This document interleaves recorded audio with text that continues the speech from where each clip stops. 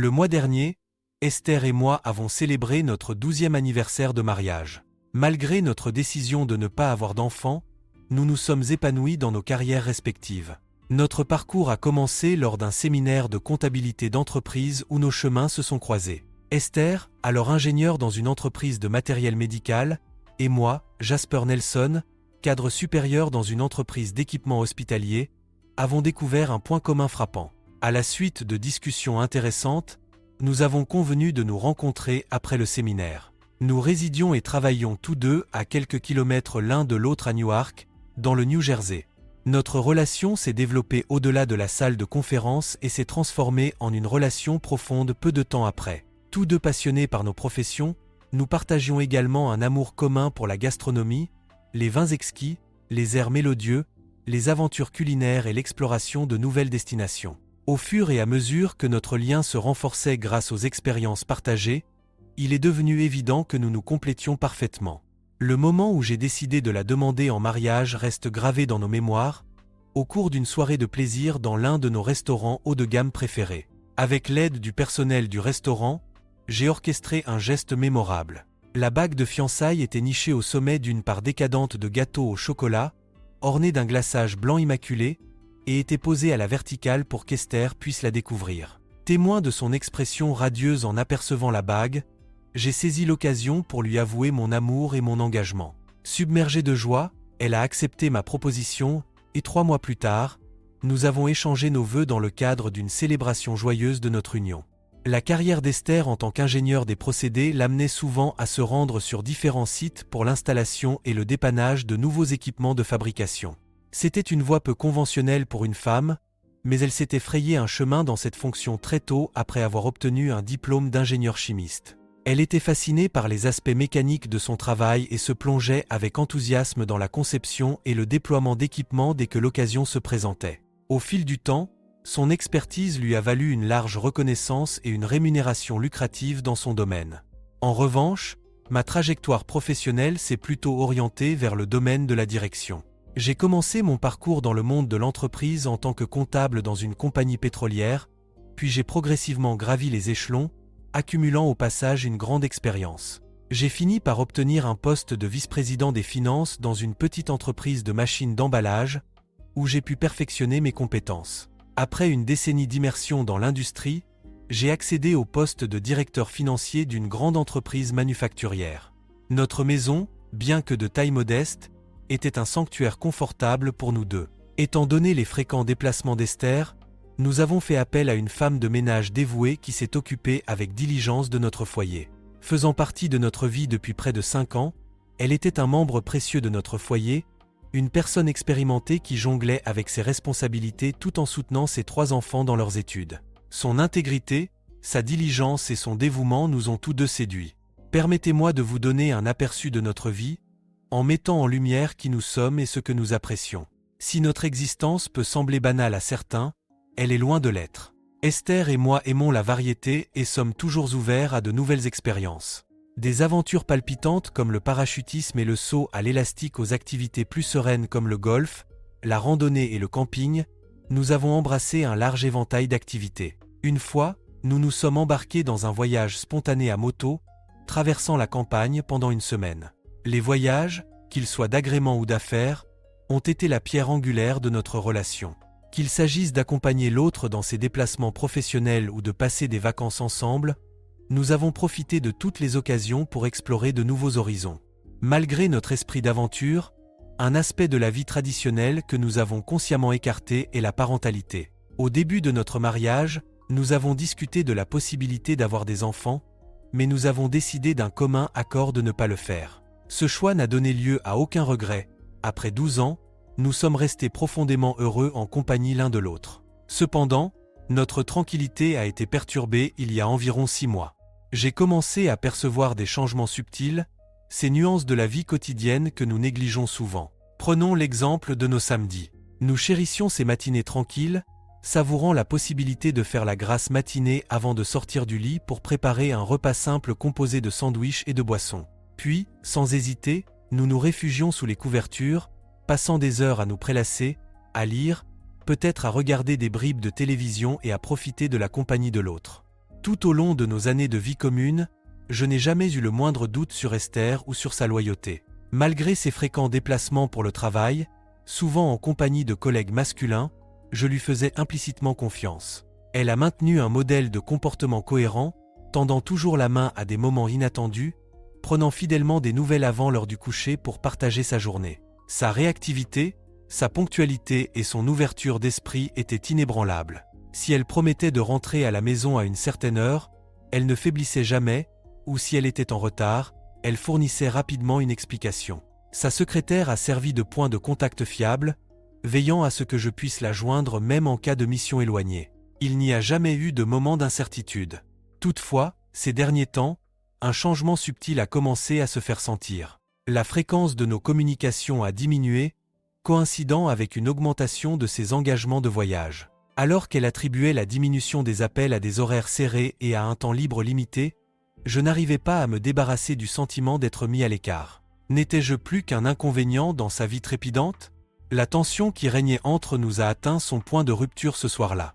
J'ai décidé d'aborder le problème de front pendant le dîner, désireux d'en découvrir la cause profonde et de trouver une solution.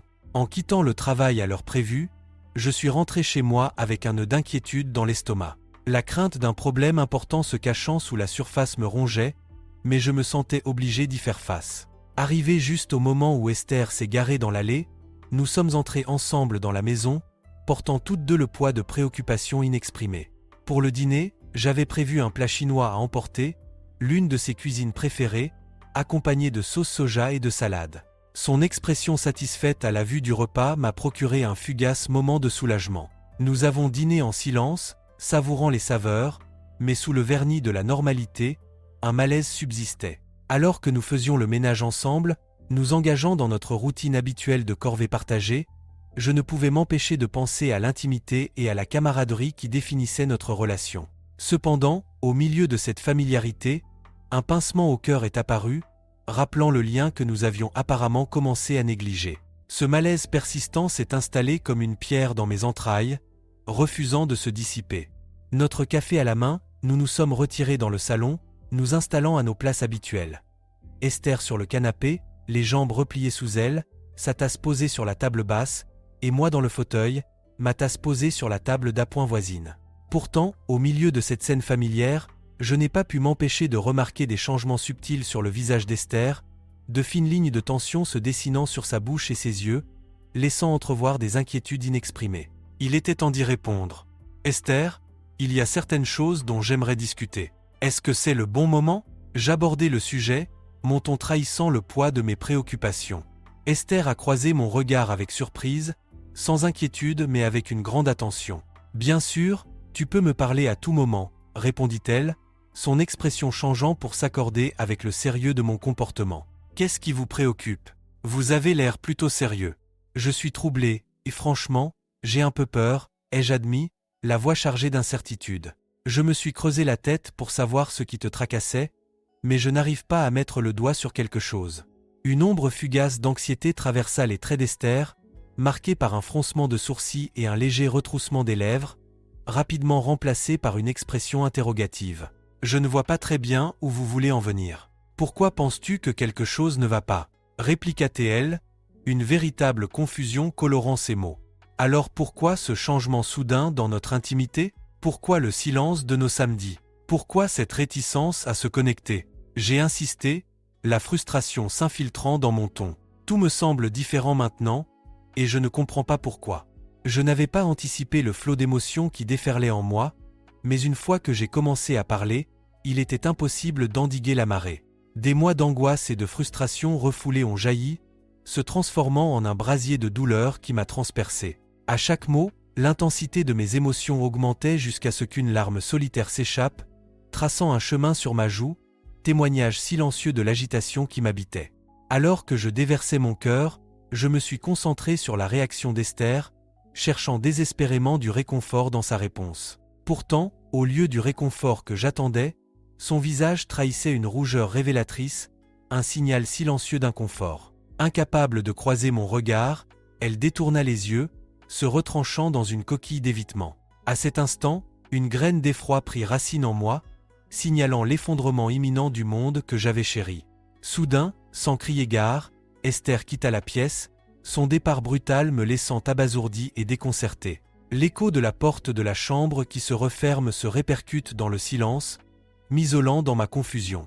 Que venait-il de se passer? Était-ce sa façon de se soustraire à une vérité trop insupportable pour être formulée? Le poids de l'incertitude s'est abattu sur moi, me paralysant de peur alors que j'étais assis là, aux prises avec la réalisation troublante que quelque chose n'allait pas du tout, et qu'elle avait trop peur de l'affronter.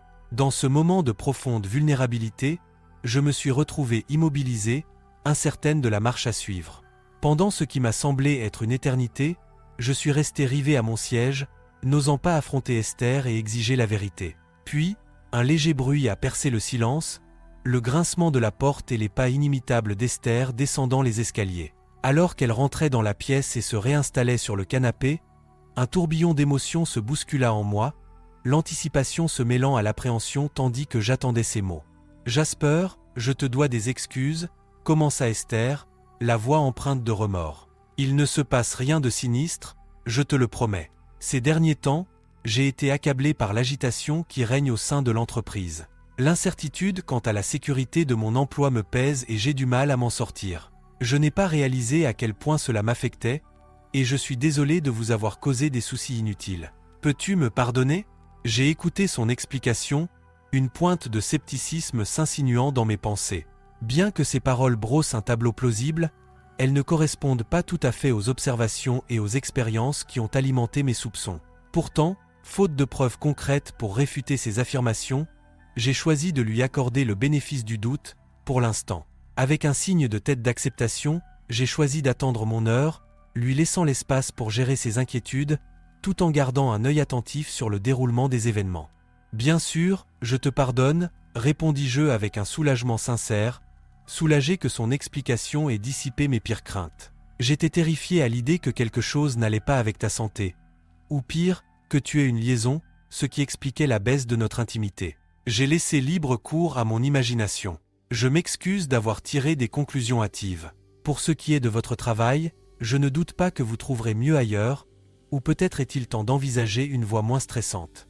Lorsque j'ai évoqué la possibilité d'une liaison, une réaction fugace a traversé les traits d'Esther, un écarquillement momentané des yeux, une pâleur subtile du teint. À cet instant, j'ai senti la vérité, même si j'ai choisi de rester silencieux, la laissant poursuivre ses explications. Écoutant attentivement son discours sur les angoisses liées à l'emploi, je faisais semblant d'accepter ses paroles pour ce qu'elles étaient, alors qu'au fond de moi, je savais qu'elle me trompait. Malgré cela, j'ai décidé de lui donner une chance de sauver ce que je croyais encore être un mariage fondamentalement sain. « Esther, il y a quelque chose que je dois t'exprimer, » commençai-je, le ton grave mais teinté d'espoir. « S'il y a un quelconque mécontentement dans notre mariage, je veux que tu te confies à moi. Si tu n'es pas satisfaite de moi, dis-le-moi. Mais je t'en conjure, ne trahis pas notre confiance par l'infidélité. Je ne le supporterai pas. Notre mariage ne pourrait pas survivre à une telle rupture de confiance. Je suis prêt à faire tout ce qu'il faut pour rétablir notre relation, mais je ne peux pas pardonner une liaison. » Cette fois, Esther n'a pas eu de réaction visible lorsque j'ai mentionné le terme liaison, mais elle m'a écouté attentivement pendant que j'exprimais mes inquiétudes. Pourtant, je pouvais sentir le moment exact où elle a pris la décision de me cacher la vérité. Ses traits se sont imperceptiblement crispés, ses yeux se sont rétrécis avant qu'un sourire ne vienne ourler ses lèvres. « Tu laisses libre cours à ton imagination », me rassura-t-elle, la voix douce mais ferme. « Je ne trahirai jamais ta confiance et il n'y a rien d'anormal dans notre vie commune. Tu es simplement épuisé et abattu, et tu te fais des soucis sans fondement. Aie confiance en mon amour pour toi. Il n'y a personne d'autre pour moi. » Bien que j'ai écouté ces paroles en souriant, j'étais intérieurement déterminé à découvrir la vérité. Je lui ai laissé croire qu'elle avait réussi à m'apaiser, attendant le bon moment. Pendant les 2 semaines qui suivirent, Esther fit des efforts concertés pour me convaincre que tout allait bien, et extérieurement, nos vies reprirent leur routine habituelle. Pourtant, je restais vigilant, observant attentivement tout signe d'écart par rapport à l'engagement qu'elle professait. Ce signe n'a pas tardé à se manifester, un voyage apparemment anodin à l'usine de Toledo, présenté comme une routine. Bien que je n'en ai rien dit, je n'arrivais pas à me débarrasser du sentiment tenace que quelque chose n'allait pas. Le soudain regain d'affection d'Esther dans les jours qui ont précédé son départ n'a fait qu'accroître mes soupçons, renforçant ma détermination à découvrir la vérité.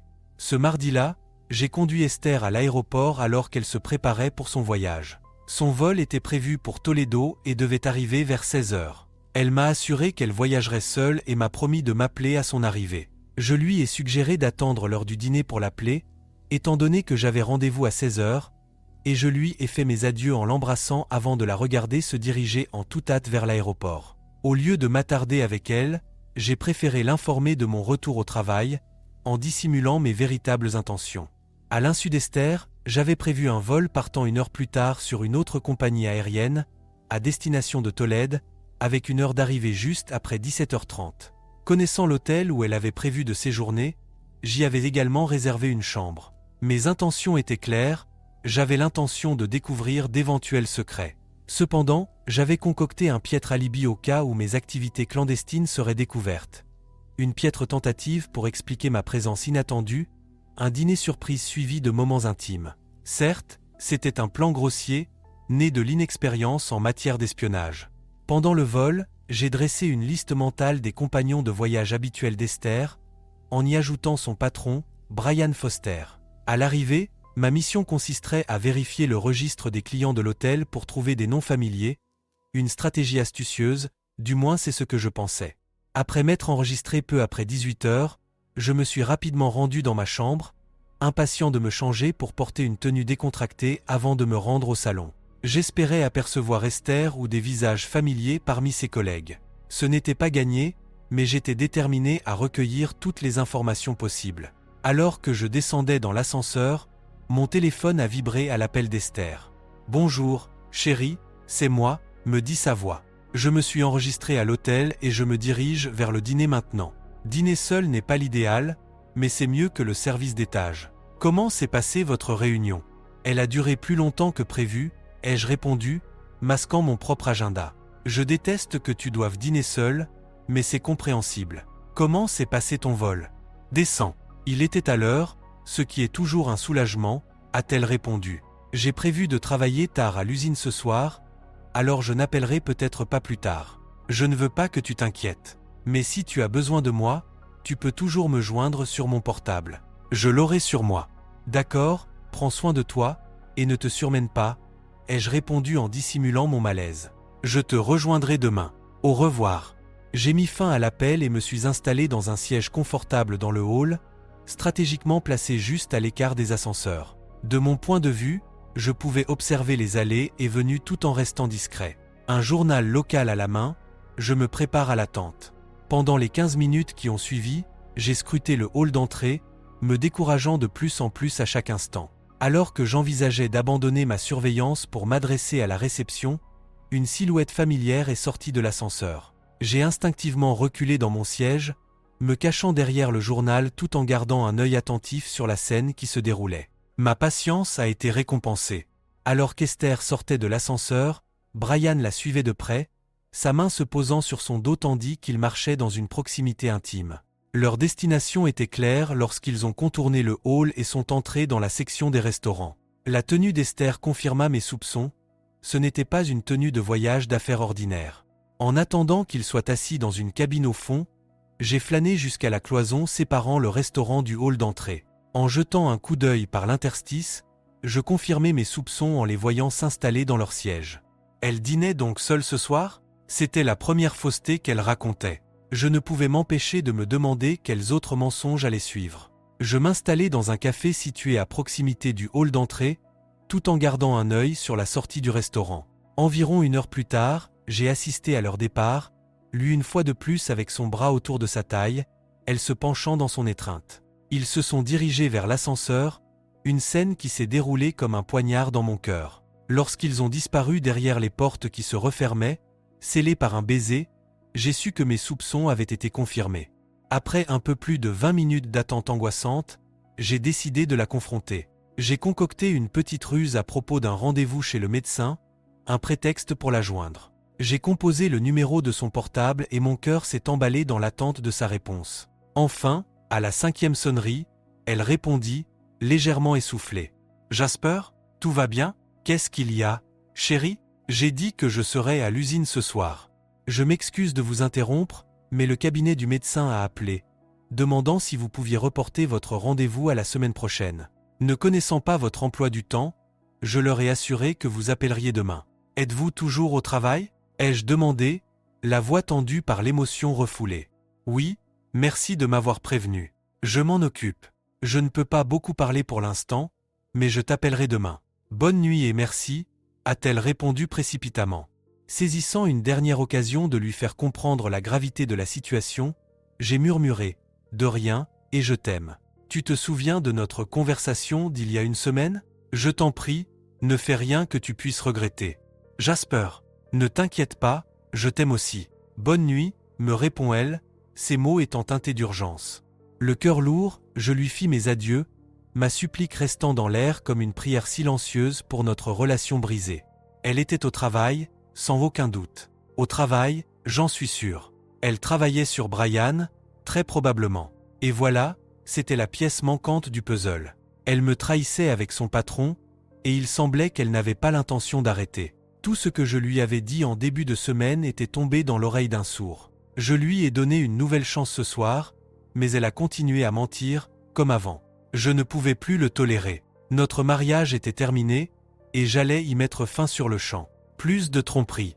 Pendant les heures qui ont suivi, j'ai réfléchi à ce que j'allais faire. Je voulais comprendre pourquoi elle avait fait cela de notre relation. Je savais qu'elle n'en avait plus rien à faire, mais pourquoi n'avait-elle pas été honnête avec moi et n'avait-elle pas demandé le divorce si elle n'était plus amoureuse ? Pourquoi devait-elle me déshonorer de la sorte ? Que avais-je fait pour mériter un tel traitement ? Ma colère contre elle grandissait et j'ai fini par composer le numéro de sa chambre pour la confronter. Après 4 sonneries sans réponse, j'ai compris qu'elle passait probablement la nuit avec Brian. Frustré, j'ai raccroché le téléphone et pris une décision. Pourquoi s'embêter avec le pourquoi ? Cela n'avait plus d'importance à ce stade. J'ai pris un morceau du papier à lettres omniprésent de l'hôtel et un stylo bon marché orné du logo de l'hôtel. Avec une intention claire en tête, j'ai commencé à rédiger une lettre, avec l'intention de la laisser à la réception pour elle. Chaque mot était délibéré et j'ai soigneusement écrit mes pensées, pliant la lettre proprement dans une enveloppe et marquant son nom au recto. Le temps qu'elle la lise, je serais rentré chez moi, suffisamment éloigné pour laisser ma rage mijoter. Le fait d'être en sa présence pourrait me pousser à agir de manière impulsive, et je ne pouvais pas supporter l'idée de lui faire du mal.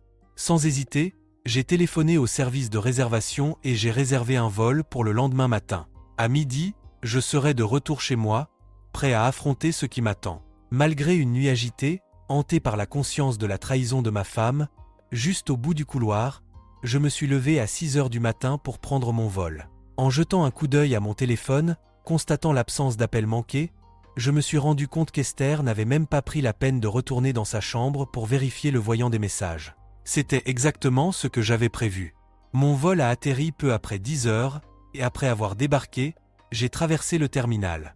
En rallumant mon téléphone, j'ai reçu une notification indiquant que 4 messages vocaux attendaient mon attention. Un petit sourire se dessina sur mes lèvres avant que je n'éteigne l'appareil et le remette dans ma poche. Je suis monté dans la navette, j'ai trouvé ma voiture dans le parking de longue durée et je suis rentré chez moi à 11h30. Bien que j'ai reçu 4 autres appels pendant le trajet, j'ai décidé de les ignorer. Je voulais aborder ma conversation avec Esther avec calme et sérénité. Après avoir défait mes valises, m'être rafraîchi et m'être préparé un verre, je me suis installé dans mon fauteuil, j'ai posé mon téléphone portable sur l'accoudoir et j'ai attendu patiemment. Comme prévu, il a sonné 1 minute plus tard. J'ai ouvert le couvercle et j'ai répondu à l'appel. « Jasper, c'est toi, Jasper ? Que signifie cette lettre que tu m'as laissée ? Pourquoi m'accuses-tu d'être avec quelqu'un d'autre ? Je t'ai dit que j'étais à l'usine pour travailler hier soir. Tu le savais. Qu'est-ce que tu as bien pu vouloir dire avec cette lettre blessante ?